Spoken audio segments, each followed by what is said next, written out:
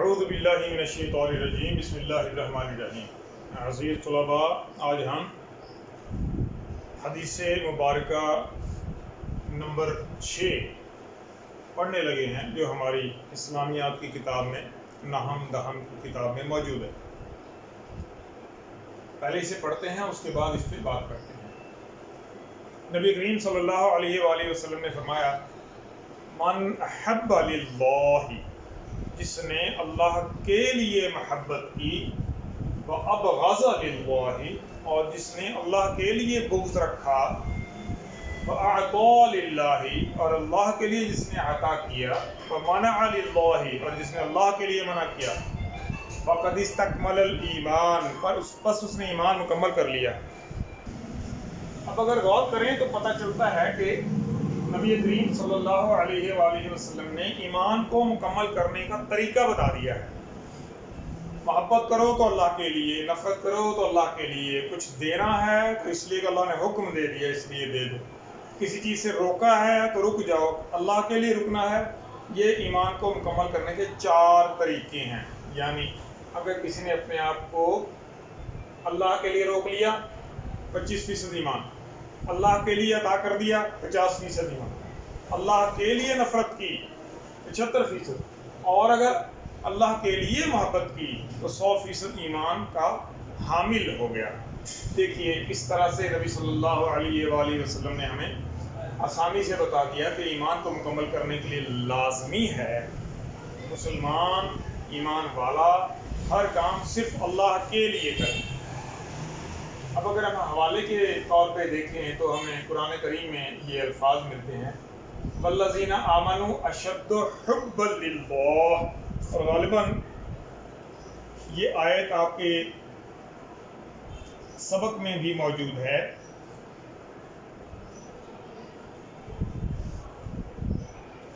بلکہ ایک اور جگہ پر اللہ کریم نے پیج نمبر 60 یہاں پر بڑی وضاحت سے اللہ نے محبت کا اصول بتایا ہے۔ کیا اصول ہے؟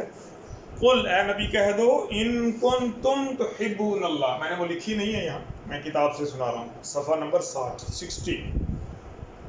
ان کو کہہ دو، قل ان کنتم تحبون اللہ، انہیں کہو اگر تم اللہ سے محبت رکھتے ہو، فاتبعونی، پس میری اتباع کرو، رسول اللہ کی، یحببکم اللہ، تم سے اللہ محبت کرے گا۔ اللہ کی محبت کا بہترین اصول، یعنی جو اللہ سے محبت رکھتے ہیں ایمان والے، ان کی محبت اشد حبا للہ، اللہ سے شدید ترین محبت کرتے ہیں۔ تو اللہ سے شدید محبت کا ایک اظہار یہ بھی ہے، یہاں پر سورہ فتح میں اللہ تعالیٰ نے فرمایا ہے ان لوگوں کے متعلق جو محبت الہی رکھتے ہیں۔ یہ 2 طرح کے اور بھی کام کر سکتے ہیں۔ اللہ فرماتا ہے محمد الرسول اللہ، محمد اللہ کے رسول ہیں، والذین معہ، اور جو ان کے اس رسول کے ساتھ ہیں، یعنی صحابہ کبار۔ ان صحابہ کبار کی کوئی خوبی، اشداء علی الکفار، یہ کافروں پہ سخت غصہ رکھتے ہیں، ابغض للہ، اللہ کے لیے، اللہ کے لیے نفرت یا بغض رکھنا۔ یہ کیا کرتے ہیں؟ اشداء علی الکفار، کافروں پہ شدید غصہ رکھتے ہیں۔ رحماء بینہم، ان کا آپس میں جو تعلق ہے وہ رحمت والا ہے، ایک دوسرے پر رحم کی نگاہ رکھتے ہیں۔ یہ ایمان والوں کی نشانی ہے، رحم کی نگاہ رکھنا آپس میں، اللہ کے لیے محبت رکھنا۔ کیا خوبصورت انداز ہے۔ اللہ جا بجا قرآن کریم میں ایمان والوں کی صفات بیان کرتا ہے۔ دیکھیے سورہ صف میں کیسے اللہ فرماتا ہے، ان اللہ یحب الذین، بے شک اللہ محبت رکھتا ہے ان لوگوں سے، یقاتلون فی سبیلہ، جو اس کے راستے میں لڑتے ہیں، اس کے لیے لڑتے ہیں، اس سے محبت رکھتے ہیں، صفن، ایک پوری صف بنا کر، قطار بنا کر، کأنہم، ایسے جیسے کہ بنیان مرصوص، سیسہ پلائی ہوئی دیوار، ان کو پیچھے نہیں ہٹایا جا سکتا، اتنی مضبوطی سے اپنے قدموں پہ جمے ہوئے اللہ کی محبت میں۔ ایک اور جگہ دیکھیے قرآن کریم میں اللہ فرماتا ہے، ابراہیم علیہ السلام نے کیا فرمایا محبت الہی میں، یہ کفار کو بیان کر رہے ہیں، کفرنا بکم، ہم نے تم سے انکار کیا۔ یہ ہے توجہ والی بات، فبدا بیننا وبینکم العداوۃ والبغضاء ابدا، ہمارے اور تمہارے درمیان عداوت اور بغض ہمیشہ کے لیے قائم رہا، قائم ہو گیا۔ کیوں؟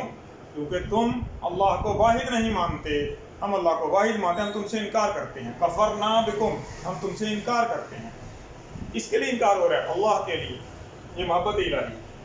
اور یہ بغض اور عداوت کب تک ہے؟ حتی تؤمنوا باللہ، یہاں تک کہ تم اللہ پہ ایمان لے آؤ۔ تؤمنوا باللہ وحدہ، آگے اس کا اور بھی درس آتا ہے۔ اللہ واحد پر ایمان لے آؤ، تمہارا جھگڑا دشمنی ختم ہو جائے گی۔ اسی طرح سورہ دہر میں 8ویں آیت میں اللہ تعالیٰ فرماتے ہیں، یہ سورہ ممتحنہ کی 4تھی آیت ہے جو ہم نے ابھی پڑھی، کفرنا بکم وبدا بیننا وبینکم العداوۃ والبغضاء، ہمارے اور تمہارے درمیان بغض قائم ہو گیا، یہ کفار کو کہا گیا۔ وَيُطْعِمُونَ الطَّعَامَ عَلَىٰ حُبِّهِ، وہ کھانا کھلاتے ہیں اللہ کی محبت میں، اللہ کے دیے ہوئے مال سے اللہ کے رستے میں ضرورت مندوں کو کھانا کھلاتے ہیں، اس لیے کہ اللہ ان سے محبت کرے، کیونکہ وہ اس سے محبت کرتے ہیں اور اس کے احکام کی اتباع میں، اطاعت گزاری میں اس کے حکم کو مانتے ہوئے کھانا کھلاتے ہیں۔ سورہ دہر میں اس کی وضاحت کی اللہ نے خود کی۔ اسی طرح سورہ دہر کے 9ویں آیت میں بھی یہی حکم ہے، انما نطعمکم لوجہ اللہ، اور ان سے پوچھا جائے کیوں کھلا رہے ہو؟ ہم تو صرف اللہ کے لیے کھلاتے ہیں، یہ اللہ کی محبت ہے۔ اور اگر عطا کیا جائے، جہاں جہاں اللہ نے حکم دیا کہ یہ غریبوں کو، ضرورت مندوں کو، میں صرف 1-2 آیات سنا دیتا ہوں، جیسے وہ لوگ جو ضرورت مند ہیں ان کے لیے بڑے کھلے لفظ ہیں، حق معلوم، ان کا حق پہلے سے معلوم ہے، للسائل والمحروم، وہ جو سوال کرتا ہے وہ حق رکھتا ہے، اس کو دو، اور محروم جو سوال بھی نہیں کرتا لیکن محروم ہے، اسے بھی دو، وہ منہ سے نہیں مانگے گا، اس میں عزت نفس کا مسئلہ ہے، وہ بھوکا مر جائے گا، مانگے گا نہیں، ضرورت مند وہ بھی ہے، اس کو بھی دو، کیونکہ دینا تم پر فرض ہے۔ اسی طرح اللہ کریم نے جا بجا نفقہ خرچ کرنے کا حکم دیا ہے۔ عام طور پہ یہ سمجھا جاتا ہے کہ نفقہ صرف ماں باپ بیوی بچوں پر ہے، ایسا نہیں ہے۔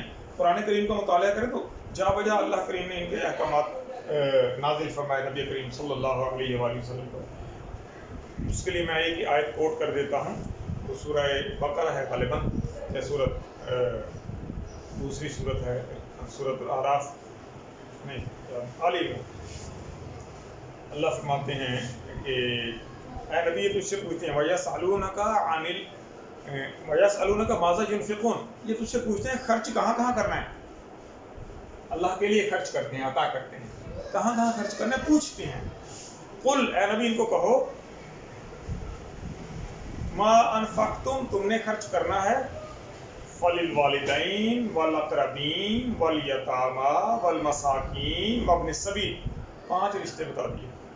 پہلے رشتے میں ماں باپ کے ساتھ نانا نانی دادا دادی شمار میں آتے ہیں، اقربین بیوی بچے بہن بھائی بھانجے بھتیجے، سارے اقربین قریبی رشتے۔ والیتامہ، وہ لوگ جو یتیم ہیں، ان سب کو جن کا تمہیں علم ہو جائے ان تک پہنچانا، تمہارے پاس وافر مال ہے، ضرورت مندوں کی ضرورت پوری کرنا تم پر فرض ہے، جیسے نماز فرض ہے، روزہ فرض ہے، حج فرض ہے، یہ ہے اللہ کے لیے عطا کرنا۔ اسی طرح مسافر کو بھی، مسکین کو بھی، تو یہ عطا کرنے کا عمل اللہ کریم نے پہلے سے طے فرما دیا ہے، ایسا نہیں کہ ڈھکی چھپی بات ہے، اس کو قرآن مجید میں جا بجا کھول کے بیان فرما دیا۔ اب ہم پر لازم ہے کہ اس پر عمل کرتے ہوئے اپنی زندگی کو گزاریں۔ میں اس کی تھوڑی سی وضاحت جو یہاں دی گئی ہے وہ سنا دیتا ہوں کہ ایمان کے تکمیل کے 4 اصول بیان کیے گئے۔ حضور کریم صلی اللہ علیہ وآلہ وسلم نے ان 4 کو ایمان کی تکمیل قرار دیا۔ اللہ چونکہ انسان سے بے حد محبت رکھتا ہے، چنانچہ انسان کے لیے لازم ہے کہ اپنی محبتوں اور الفتوں کا مرکز اللہ کو رکھے۔ دیکھیے وہ اتنی محبت رکھتا ہے کہ اس نے ہمیں تخلیق کیا، زندگی دی، سر سے پاؤں تک مکمل بنا دیا۔ دنیا میں جس سے محبت رکھے محض اللہ کے لیے، یہ بہت اہم ہے۔ ہم اپنی مرضی سے محبت کرتے ہیں، اللہ کے لیے محبت کیجیے۔ اس کے علاوہ اول تو کسی سے دشمنی یا بغض نہ رکھے، لیکن ہو تو صرف اللہ کے لیے ہو، کہ یہ شخص اللہ کو ناپسند ہے، اللہ کہتا ہے یہ عمل اس کا برا ہے، اس سے دور رہو، تو اس سے دور رہنا ہے۔ جب کسی سرکش ظالم کو اللہ پسند نہیں کرتا تو میں کیوں پسند کروں؟ اس کے علاوہ جو مال عطا کیا ہے وہ کہاں دینا ہے اس نے حکم بتا دیا، جیسے میں نے ابھی بتایا، اور اس میں ریاکاری نہ ہو، خود غرضی نہ ہو، دکھاوا نہ ہو، بلکہ اللہ کے لیے ہو۔ اور جہاں کہا یہاں نہیں دینا، یعنی جوا نہیں کھیلنا، سود نہیں دینا، تو وہاں ہاتھ روک لو، تو وہاں اللہ کے لیے ہاتھ کو روکنا یہ ایمان کے مکمل کرنے کی نشانی ہے۔ اندازہ کر لیجئے کس طرح نبی کریم صلی اللہ علیہ وآلہ وسلم نے آسان ترین الفاظ میں اس کو سیدھے لفظوں میں کہتا ہوں، چند لفظوں میں پورے قرآن کریم کو سمو دیا ہے۔ اگر ہم یہ 4 چیزیں صحیح کر لیتے ہیں تو ہمارا ایمان مکمل ہو جاتا ہے، ہماری زندگی کا تمام پیٹرن جو تھوڑا بہت غلط ہے وہ ٹھیک ہو جاتا ہے، اور ہم 100% رسول اللہ صلی اللہ علیہ وآلہ وسلم کی اطاعت میں زندگی گزارنے لگ جاتے ہیں۔ یہ بہت بڑی نعمت ہے اللہ تعالیٰ کی کہ ہم اسی کے راستے پر لگے رہیں، اور یہی ہماری کامیابی کی نشانی ہے۔ وما علینا الا البلاغ المبین۔ السلام علیکم ورحمۃ اللہ وبرکاتہ۔